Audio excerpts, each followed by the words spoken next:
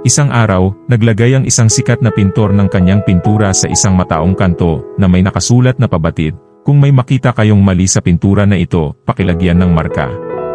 Sa gabi, bumalik siya at nakita ang kanyang pintura na puno ng mga marka. Labis siyang nalungkot at nadismaya, kaya't kinuha niya ang kanyang pintura at umuwi. Tumigil siya sa pagpipinta. Pagkaraan ng ilang buwan, napansin ng kanyang ina ang kanyang patuloy na kalungkutan. Sinabi niya, "Subukan natin ang isang bagay. Maglagay ka ulit ng pintura sa kanto, pero may bagong pabatid." Pumayag ang pintor.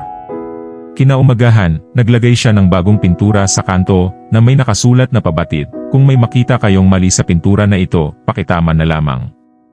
Sa gabi, bumalik ang pintor at ang kanyang ina at nakita nilang walang nagalaw sa pintura.